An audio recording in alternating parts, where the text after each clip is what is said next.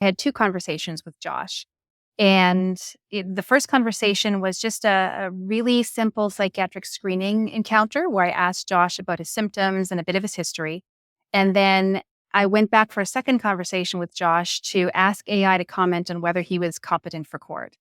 And so Josh's backstory is that he's in jail and he asked to see me because he can't sleep well at night. This is a very common request that people make. They can't sleep and they want help with that problem. And so in talking with Josh, what I learned is that he wasn't able to sleep at night because he thought his neighbor is pumping gas into the jail and trying to poison the jail. And so he was distressed by this and unable to sleep because he was trying to not be poisoned at night. And on further discussion, I determined that Josh actually allegedly assaulted his neighbor over his belief that the neighbor was trying to poison him in the community. And so Josh is an example of someone who has mental health problems that led to encounters in the community that ultimately brought him into the jail setting. And so the presentation looks a bit different than what your audience would have seen back in May, but AI is just as good, if not better, at generating the patient's history, generating a lot of the observation of how this patient thought and spoke and behaved during the appointment, and then went into an assessment and a plan. This is just a general assessment and a general plan as though this person was in an office. And so what really excited me is when I went back to talk to Josh and asked the questions we would ask about competency for court. So legally, there are a couple of different tests that patients have to pass to prove they're competent for court. They have to essentially understand the court process, and they have to understand the charges that they're facing, and then they have to be able to talk with their legal representation and mount an appropriate defense. And if somebody can't meet all of those tests, then they're not probably competent for court, and it's not fair for them to go to court in that incompetent situation. So what I asked the system to do is think about the rules of competency and tell me if it thought that Josh was competent. And this is what blew my mind because, sorry. No, keep going. Sorry. Okay. This is what blew my mind because what the AI system was able to do is recognize the important frameworks that we have to think about when assessing someone for competency. And then it walked through its rationale and commented on, the pros and the cons of whether Josh could understand the legal process, whether he could assist his counsel. And it even referenced Texas statutes. I told AI that Josh was in Texas, and so it commented on the relevant laws related to competency assessment. And then it drew a conclusion that Josh's competency remains uncertain. And that's an important conclusion because we have to be confident that someone is competent for court. If there's uncertainty, then this person deserves further evaluation and further treatment if necessary. So this was a huge result for AI to very appropriately highlight that this person's not clearly competent for court and needs more of an assessment. This was generated in 75 seconds. And this would take a psychologist or a psychiatrist many, many hours to generate an opinion like this. Wow. 75 seconds Dr. versus Mundin, hours. can you talk about the cost of a psychologist doing it? Like, what is the current cost of the system? Because what we have seen in technology is that if cost reduced by a factor of 10, usage increases by a factor of 10, right? So technology comes in, we reduce cost 10 times, we're able to do the same thing 10 times better, 10 times more, right? Could you talk about the cost aspect?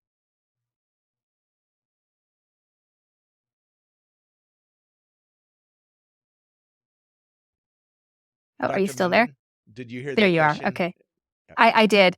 So every state and every jurisdiction has different fees attached to various forensic or competency assessments. And I can say that a psychologist or a psychiatrist would charge anywhere from hundreds to thousands of dollars per hour to do these assessments and write these reports. Then they might have to actually go to court and testify as well, and they're charging per hour for that experience. And somebody is paying for that. Sometimes it's the taxpayer. Sometimes it's the patient him or herself, and these are not wealthy people typically. So there are many benefits to using AI for a competency assessment, but the cost reduction, and I think therefore the uptake, because it's affordable, it's actually cheap. That's just so important to getting this tool used in widespread experiences with patients. Dr. Dr. Mundin, Mundin, could you show? D- I'm sorry, Scobin, go yeah, ahead. Dr. Mundin, we're talking a lot about, the hard cases of mental illness, the people in jail and stuff like that. Do you think this system is going to turn into a completely digital psychologist someday that, you know, does the interviews and does everything else? Or do you still see there's going to be a role for a human being in the future, let's say 10 years from now? I think there will always be, there will still be a role for humans. I hope so anyway. Otherwise, I'll be out of a job. But jokes aside, I still have to. So we can never, we never do let AI draw its own conclusions unassisted or unsupervised. So before I would ever enter a note like this into the patient's legal record or their medical record, I would review it carefully. I would improve it where necessary. And one example is what you saw in your case, where it got your date of birth wrong. And so I have to catch that with my biological neural network. And I say supervise AI, but really we're working together. We're a team, but I have the final vote as the human neural network. I ask that because there's billions of people who don't have access to people like you to help them with their mental health issues, right? There's a lot of untreated mental health problems out in the world. And I'm starting to see, oh, if you talk to ChatGPT, it starts getting involved in your mental health a little bit, right? For instance, if you're struggling with alcohol addiction, you can start talking to it about that, and it'll lay out a plan for you to get off of alcohol, right? And it helps you. And the first thing it tells you is go see a therapist or go to an AA meeting, right? So it does involve the human being. It still recommends that.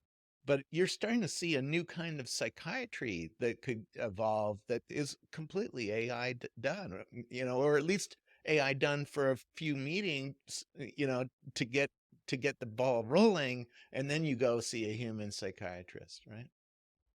And the reality of mental health in our communities is that it's our frontline officers, it's our police officers, our crisis social workers who are encountering these people in the community. And we would much rather that they are diverted into the hospital clinical setting for the care that they need rather than taken off to a jail or just left under a bridge, to be really sick without any sort of care.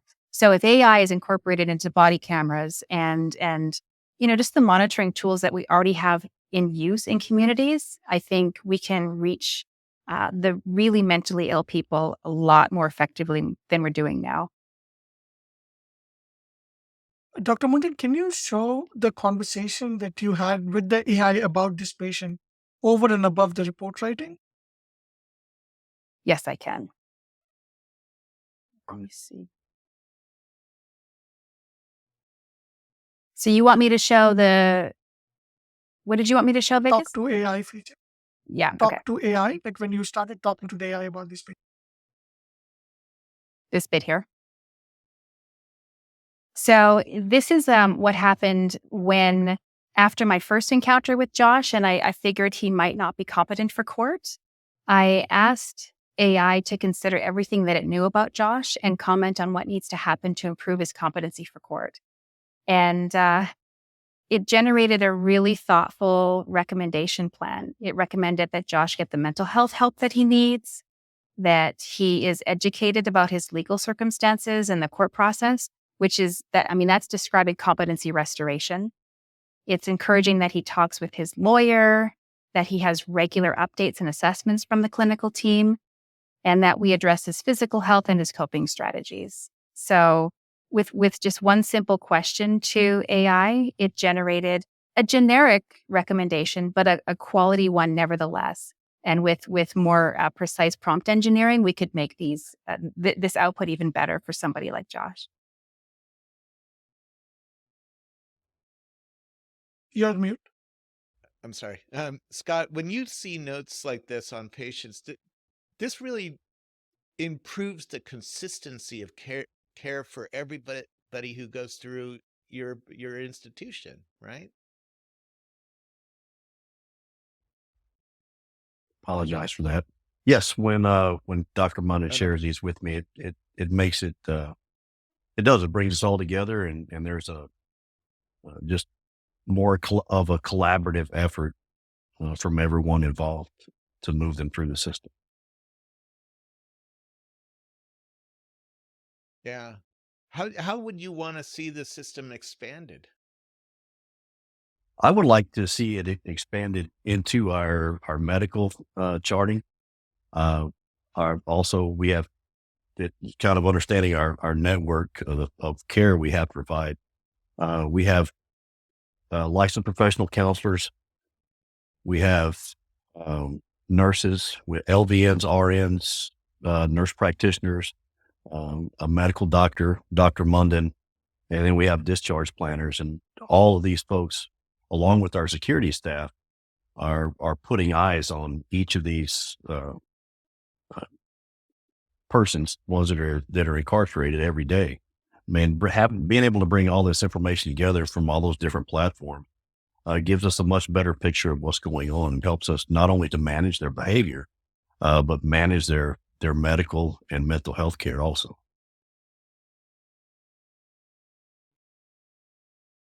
Scoble, the point that I want to make is I've seen the story play out in Silicon Valley multiple times. Have the biggest impact, fame and money follows. So the kind of impact that we can have with this AI system, it's just like it's almost like the 99% of the world is sleeping. It just needs to wake up and realize the kind of impact it can have. And I want to try something. Dr. Mundin, let me know if you can try this. What I want to show Scoble and his audience is something. I want to click on start a visit. Ask me 4 questions, okay? Ask me, do I know who a prosecutor is? Do I know what my crime is? Like, several 4 or 5 questions, okay? And we'll do it live here. And then we'll see the AI generate the note. And we'll let the AI tell me if I'm competent or not. Let's see if it works out. Dr. Mundin, you want to do the questioning?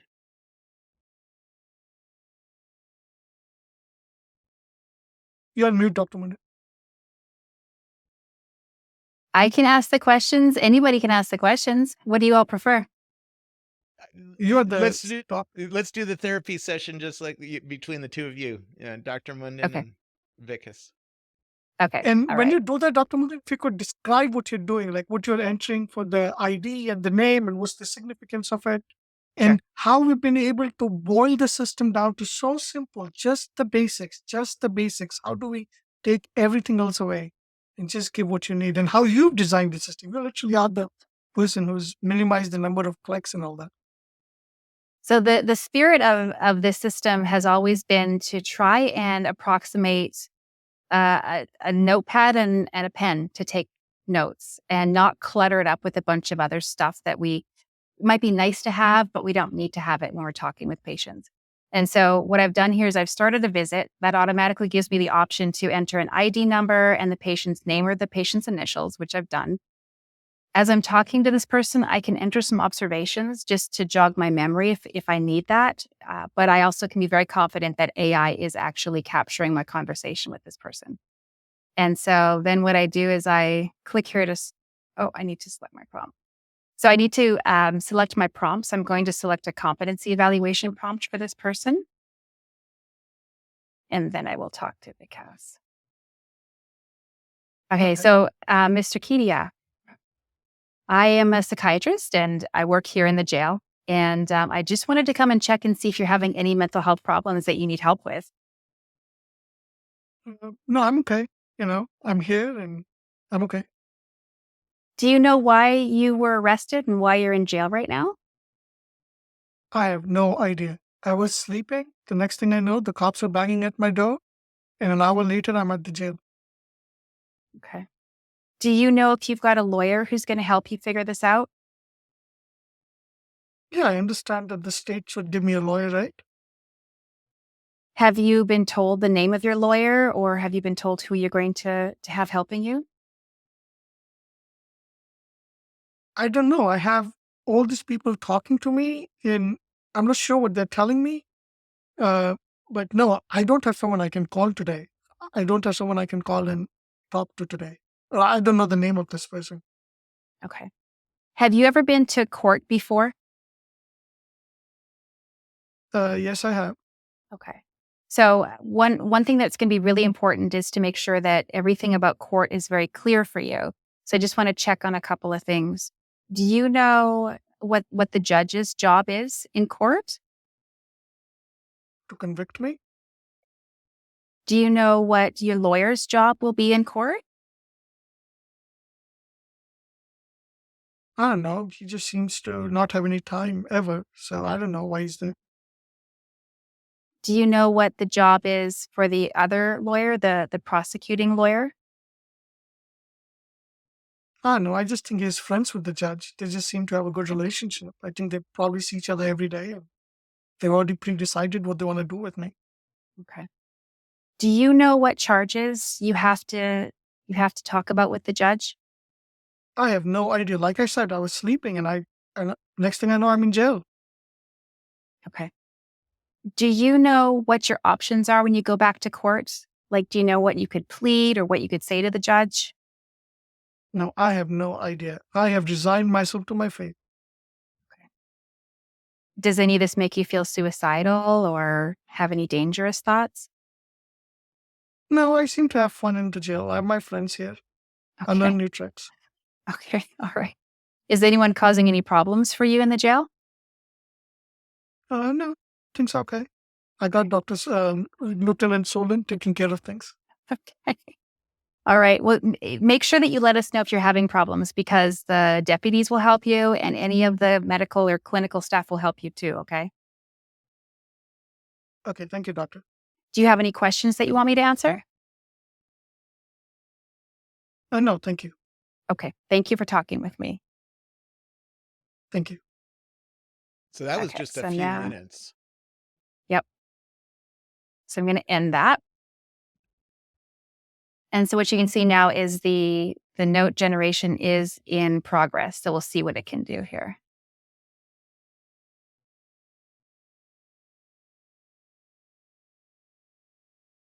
Click on the audio file because we have multiple mic inputs. So sometimes the applications are not able to capture the mic if one application Oh, is already has captured the mic. there it is. Yeah. Okay. Okay. So the transcript didn't get recorded. Wow. I'm excited to see what the AI says if I'm competent or not. We already know the answer. We've already decided your fate. But I mean, what you saw from Vikas is, I mean, he's a great actor. That's a really common encounter that we have with people is they feel like they've been sort of hauled into jail. They say they don't have a clue why. They haven't talked to a lawyer yet. And it's really distressing. And so one of our jobs is to figure out how to reduce this person's distress, but then also connect them with the legal representation that they need so they can deal with the matter that they're facing. Yeah. Tell me, Vikas, about the company. What's the name of the company and the name of the product that you're going to be calling this? Okay. And Before we tell go us a in little there, bit about. let's yeah. Yeah, Yeah, before we go in there, let's see what the AI said. Yeah. yeah, yeah, I mean, let me just yeah. download Let's see this these word here. notes. Yeah. Understand what happened. Are you going to be confident for trial? And how long So what does I like it? about It takes a few seconds. You said it takes 75 seconds to write the notes and come up with its conclusions and things like that. Yeah, so I clicked start around 1:19 my time, and it's now 1:21 my time. So it took fewer than 2 minutes. Okay. And so what I like What I about like this. about oh, Go ahead. yeah, so I say Dr. Mundin, I'm too excited. I'm like proud of my baby. Oh baby. Uh like I like it said that based on the limited information available, it is difficult to definitely determine. Like it was a 3-minute conversation, and I'm glad that it did not determine if I was competent or not based on a 3-minute conversation. Yeah, agreed. And I will tell you that, I work in a competency program in another state, not in Texas. And they kind of agonize over the decisions for these patients. We have entire team meetings regularly where we talk about how somebody is progressing through the curriculum, through the competency restoration curriculum. It is not a quick or easy decision to deem somebody competent or incompetent. It can take weeks or even months of assessment and data collection. And, judges want to feel confident in the conclusion that's drawn about these people. So I would never expect the AI system based on that 3-minute conversation with Vikas to draw a definitive conclusion. This is a successful note that it's just not sure. It's highlighting what points to competency, what does not point to competency. And in my next option for prompting, it'll tell me what else I should do to try and get a better answer for this person. I really like how it captured that the patient did not exhibit any signs of suicidal tendencies or dangerous thoughts. Remember, you asked me if I was suicidal. And it also in the next line, it says, although they did not face any problems in jail, because you asked me, did I face any problems in jail? And I said, no, I was good, and appeared to be in a relatively stable mental state. There's insufficient information to conclude that they're completely competent to stand trial. I love that because I said, the judge is there to convict me. I don't know what my lawyer is going to do. So, but it's a very well reasoned. Click on Talk to AI, Doc, and ask the system, based on all the public information available, can you give me the identity of this person?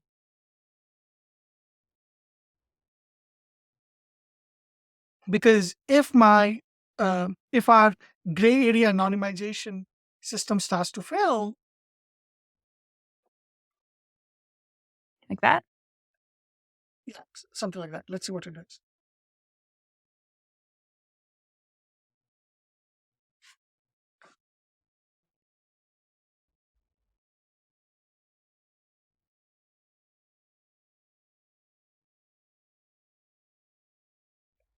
So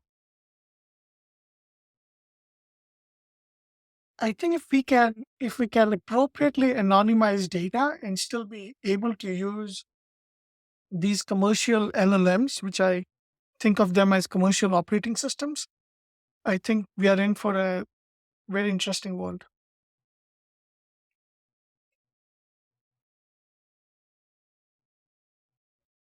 Yeah.